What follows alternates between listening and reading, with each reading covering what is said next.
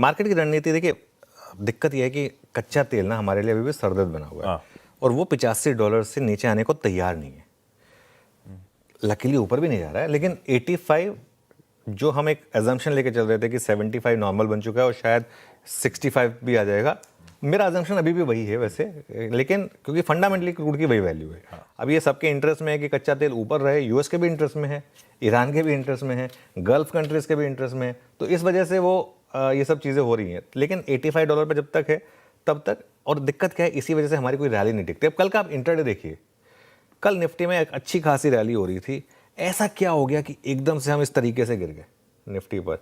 क्योंकि एक डर का फैक्टर है कि क्या हो जाए ओवरनाइट में, है ना, तो इस वजह से।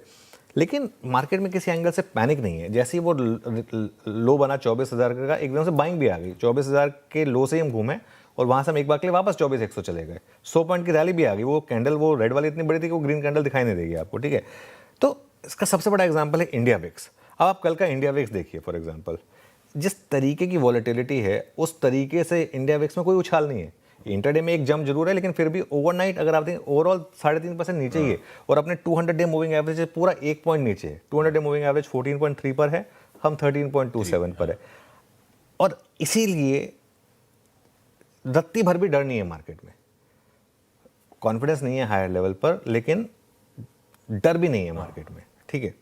और इसलिए जैसे ही हम 24,000 के करीब आते हैं ना, बाइंग आ जाती है। तो क्या हो गया मार्केट में, 24,200 250 पे सेलर बैठा है, 24,000 24,050 पे बायर बैठा है। और वो एल्गो ट्रेड प्ले हो रही है इस समय, कॉन्ट्रा ट्रेड, दोनों तरफ जाता है, आप दूसरी तरफ की ट्रेड आ जाती है बेसिकली, ठीक है। तो इंडेक्स में बड़ी ट्रेड आएगी या तो 23,800 के नीचे या फिर 24,300 के ऊपर। तो इस रेंज को स्मार्टली आपको प्ले करना है। और इस रेंज को अगर आप स्मार्टली प्ले नहीं कर सकते हैं, और रेंज भी कोई बहुत बड़ी नहीं है, ये सिर्फ 200 पॉइंट की एक रेंज है, तो इस 200 पॉइंट की रेंज को आपको स्मार्टली प्ले करने की ज़रूरत है।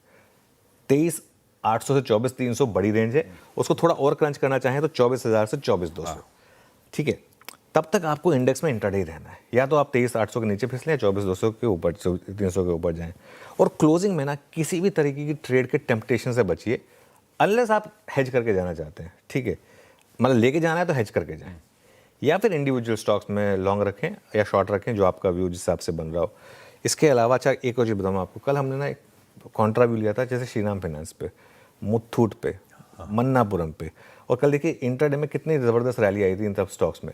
तो ये क्या है ना, अगर आप मजबूत NBFCs, banks, auto, real estate, इनको गिरावट में खरीदें पोर्टफोलियो के हिसाब से। कच्चे तेल से जुड़े स्टॉक्स हैं, जैसे कि इंडिगो है, एशियन पेंट्स है, पिडिलाइट है, इनमें अब शॉर्ट से बचें इन लेवल पर, क्योंकि अनलेस देखिए तेल 90-92 जाएगा तो फिर all bets are off. But इन लेवल पर अब शॉर्ट में जूस नहीं है इस स्टॉक्स में, खासतौर से पोजिशनल शॉर्ट पर। और जहां अर्निंग्स मजबूत हैं और कमेंट्री स्ट्रांग है, वहां तो आप चाहें तो बाइंग भी कर सकते हैं। बिल्कुल ठीक, ये बेसिक अप्रोच हमारा।